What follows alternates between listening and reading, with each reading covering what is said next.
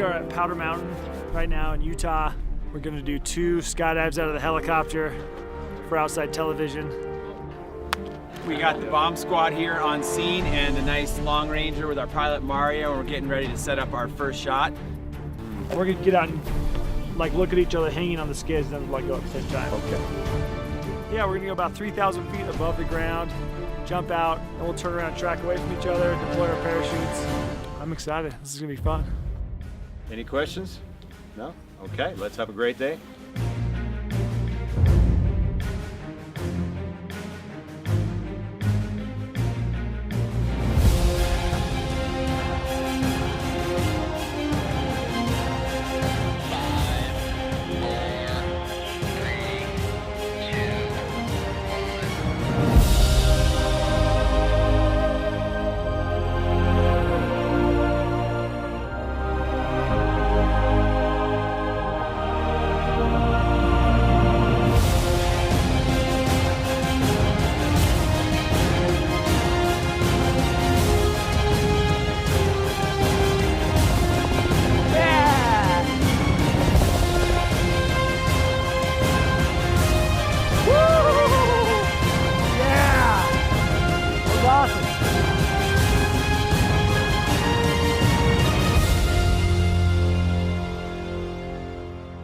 What an awesome start to the show today. High action. We got the bomb squad. They are here. Marshall Miller, nice job. Jesse Hall, that was awesome. Tyler, great to see you guys. That was totally awesome. Best start to the show that we've had here. How was the jump? How was the flight? As fun as it gets, man. It was great. Pretty cool. Never gets old, does it? Nah, 2 jumps this morning at this beautiful place, Powder Mountain, Utah.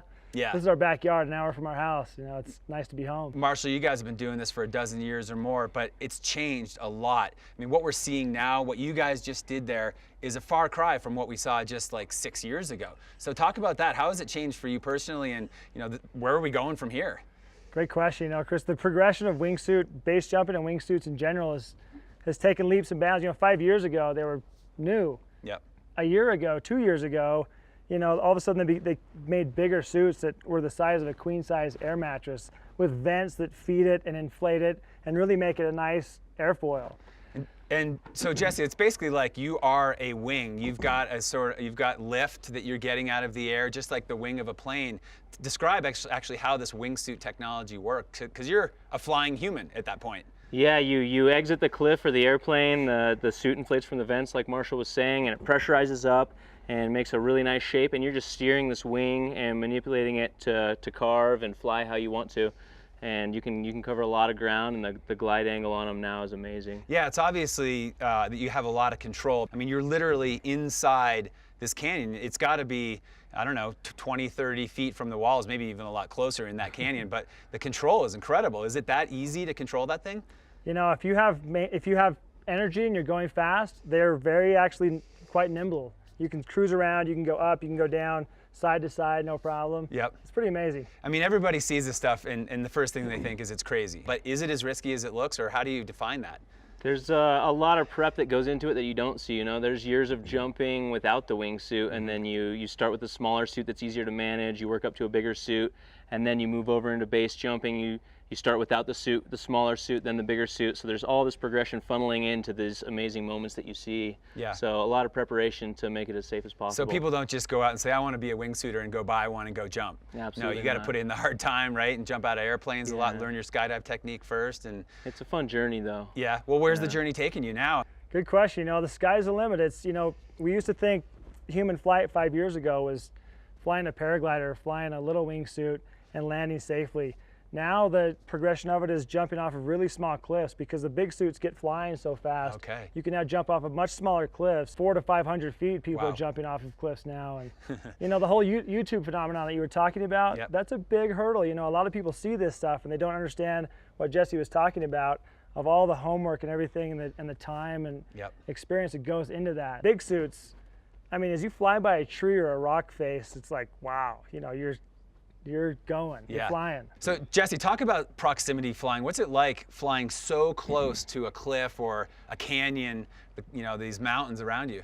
So flying close to things obviously takes the margin for error and makes it a lot smaller, but it also gives you a great visual of how fast you're going forward and how much altitude you're losing as you're flying. And it really gives you a lot to work with and learn as far as what the suit can do with different terrain.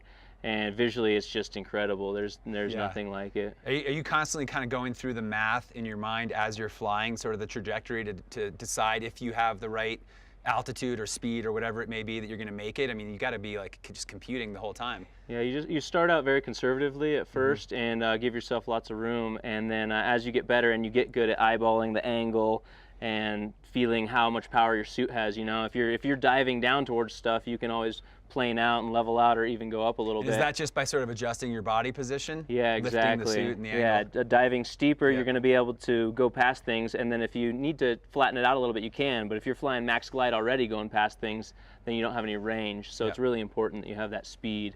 How many people in the world are doing this right now, like flying the big wingsuits and professionally, or at least in, you know, expert way? There's a lot more people that are skydiving big wingsuits. Okay. Actual base jumping, wingsuit base jumping, there's, you know, active pilots, there's got to be 400 or 500 people in the world doing it. There could be more, but, you know, active pilots, it's somewhere in that ballpark. Yep. How many people are actively ski base jumping? Much less. Like, can I count them on 2 hands? Active, 15. Not a lot. You Yeah. know, I mean, we grew up as skiers, and to have the ultimate, you know, we want to ski up a humongous cliff, and Yep. you know, once it gets so high though, your impact is just too drastic. So now we have these parachutes and can ski off these massive cliffs and do flips and safely deploy a parachute and land at the bottom and repack and go do it again. So Yep. not a lot of cool. not a lot of people are doing that, but you know, the risk factor on ski base jumping it's definitely up there on, you know, it's level 10. It's scary. Is that the highest? Sure. Or you can turn it up to 11 sometimes. Our scale goes to 12. Yeah, right on, guys. Awesome much, talking Chris. with you. Yeah. Jesse, thanks. Tyler, thanks.